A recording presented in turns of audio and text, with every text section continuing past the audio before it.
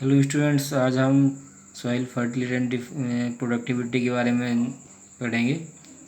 यह है first unit का एडवांस क्रॉप प्रोडक्शन के अंतर्गत सेकेंड पॉइंट है।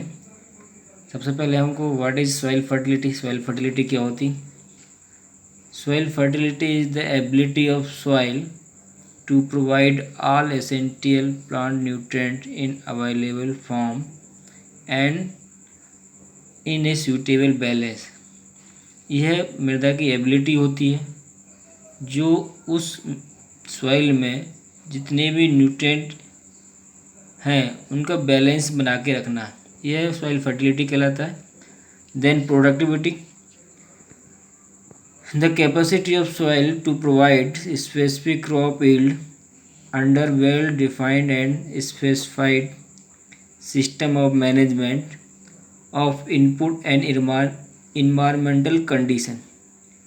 प्रोडक्टिविटी क्या होती है? मृदा की कैपेसिटी है, उसकी क्षमता है, मतलब ये विशेष का इसको हम ऐसे कह सकते हैं कि प्रोडक्टिविटी कई चीज़ पे डिपेंड करता है। वेल डिफाइंड एंड मतलब सिस्टम ऑफ मैनेजमेंट का क्या सिस्टम है, इनपुट और इन्वायरमेंट, ये सारी कंडीशन इसकी प्रोडक्टिविटी की इफेक्ट करती हैं। Then factor growing soil fertility, वह कौन से फैक्टर हैं जो सॉइल फर्टिलिटी को बढ़ाते हैं। Then parent material fertility of soil depend on chemical composition of parent material from the drive. जो हम नेचुरल फैक्टर रहते हैं उनमें पेरेंट मटेरियल कि उनमें कौन कौन के केमिकल कंपोजिशन है जो प्रेजेंट है, यह भी इम्पोर्टेंट रहता है।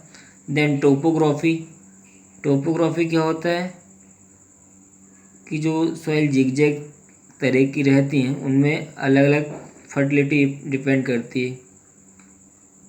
जो अपर सॉइल रहती हैं उनमें फर्टिलिटी कम होती है, जैसे जैसे हम नीचे की तरफ जाते हैं उनमें फर्टिलिटी बढ़ जाती है। क्या होता है,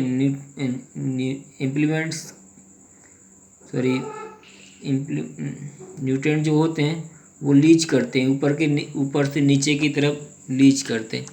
देन क्लाइमेट भी फर्टिलिटी और प्रोडक्टिविटी को इफेक्ट करता है। In tropical climate decomposition of organic matter is fast than temperate. The soil of tropical region and less fertile when compare to temperate region. जो टेम्परेट ऑर्गेनिक मैटर पर भी depend करता है। कई प्रकार की क्लाइमेटिक कंडीशन जो टेम्परेट रीजन रहती है उनकी जो सॉइल है वह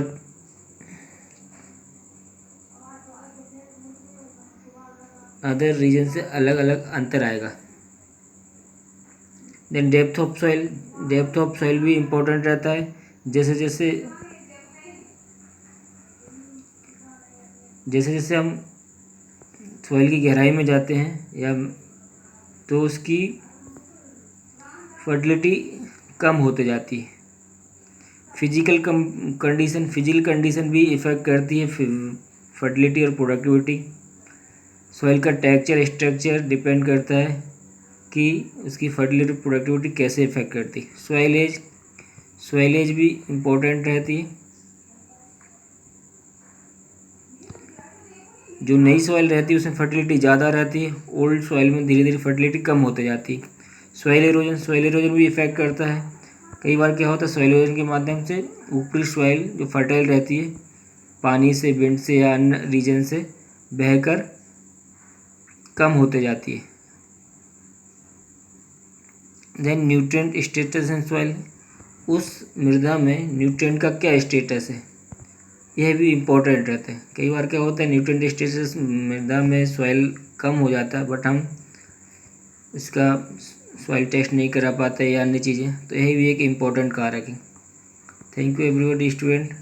आप सबको इसके नोट्स बनाना है, तैयार करना है और समय पर ही होमवर्क सबमिट करना है। Thank you everybody.